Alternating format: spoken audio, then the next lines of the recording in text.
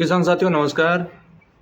मैं अमित महिला आप सभी साथियों का महिला ऑर्गेनिक फार्मर सोसाइटी चैनल के ऊपर यूट्यूब चैनल के ऊपर हार्दिक स्वागत है, अभिनंदन है।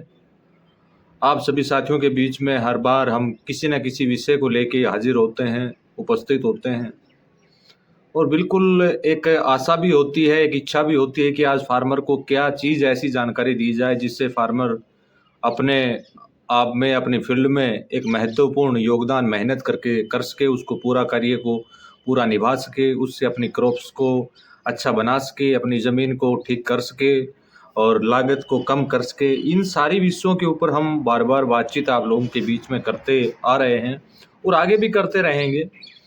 आज उसी कड़ी में हम आप लोगों से बातचीत के लिए रूबरू होंगे। उससे पहले मैं सभी साथियों से निवेदन करना चाहूँगा, जो साथी नए आए हैं वो चैनल को सब्सक्राइब करें और बेल आइकन घंटी को दबा के ऑल पर क्लिक करें ताकि आगे आने वाले हर वीडियो का नोटिफिकेशन आपको मिल सके।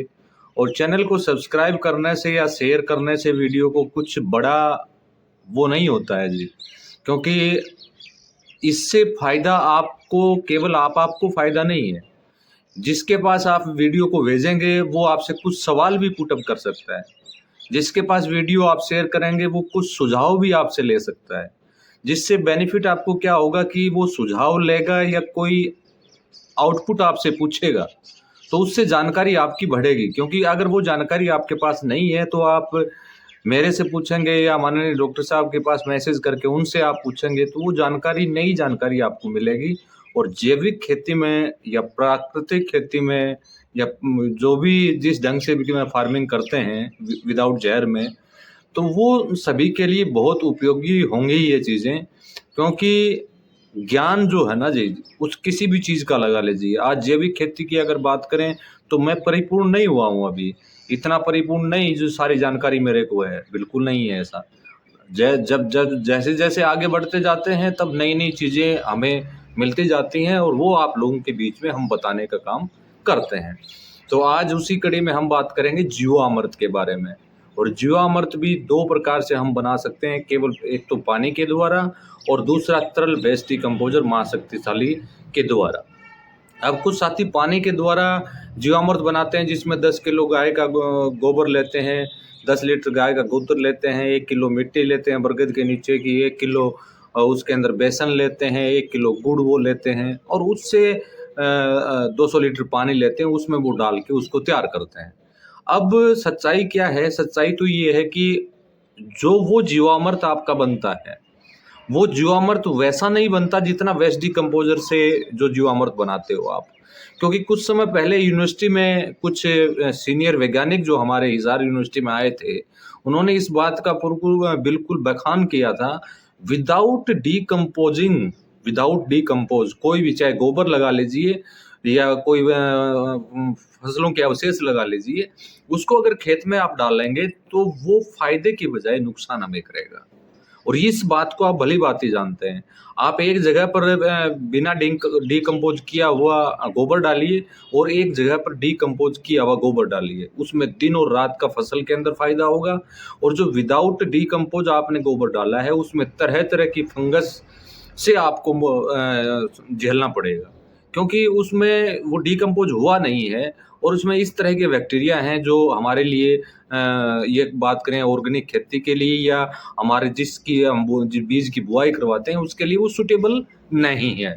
तो जो साथी जीवामृत पानी में बनाते हैं, उसमें एक तो सबसे बड़ी प्रॉब्लम क्या है कि दुर्गंध बहुत ही ज़्यादा होती है और 2 महीने 3 महीने उसकी ज़्यादा लंबी टाइम तक उसका वो नहीं रहता है, लंबे टाइम स्केल नहीं है उसका, लंबे समय तक उसको 3 महीने तक आपको यूज़ करना होता है। अगर 3 महीने तक आप यूज़ नहीं करेंगे तो ऐसी बदबू आनी उसमें स्टार्ट हो जाएगी जैसे कि कोई मरा हुआ जीव है उसमें से बदबू आती है। इतना विषैला हो जाएगा वो और फिर उसका उपयोग अगर फसलों पर आप करेंगे तो फसल के ऊपर फ़ायदे के बजाय वो नुकसान आपको दे सकता है। ये बात आप बहुत अच्छी भली-भाँति जानते हैं। दूसरा जो बनाते हैं हम तरल वेस्ट डिकम्पोज़र से, वहाँ पर फ़र्क इतना है, कुछ चीज़ें हमें वहाँ से हटानी है। हटाने कैसे हैं, जैसे कि वो जीवामृत बनाएंगे 10 किलो गाय का गोबर लीजिए, 10 लीटर गाय का गौमूत्र लीजिए, और जो मिट्टी आप लेते हैं जो बरगद के नीचे की मिट्टी वो आप लीजिए। बेसन की जगह उसमें लस्सी या दही का उपयोग करें। जो बेसन आप डालते हो उसमें लस्सी और दही का उपयोग अगर आप करेंगे, गुड़ की मात्रा आप उसमें डालिए, या तरल वेस्ट डिकम्पोजर तो है ही उसमें, जो 200 लीटर पानी आपको लेना था वहाँ पर 200 लीटर आपको तरल वेस्ट डिकम्पोजर का घोल लेना है, और उसमें उन चीज़ों को आप डाल दीजिए। वो 13 या 14 दिन में बन के रेडी हो जाएगा। फिर आप उसको लंबे समय तक यूज कर सकते हैं। उसमें एक तो बदबू आपको ना के बराबर देखने को मिलेगी, फिर उसका लाइफ जो टाइम है वो बहुत लंबा है। उसको 2 साल, 1.5 साल, 3 साल तक भी आप यूज कर सकते हैं, वो कभी खराब नहीं होगा।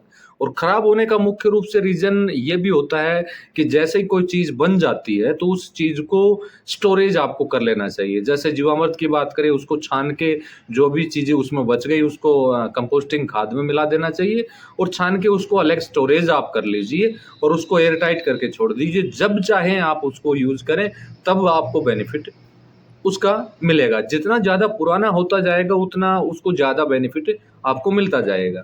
तो यानी जो जीवामृत तरल वेस्ट डिकम्पोजर में आप बनाएंगे, वहाँ पर बेसन हटा के आपको लस्सी और दही मिलाना है, जिसके अंदर अनगिनत बैक्टीरिया होते हैं।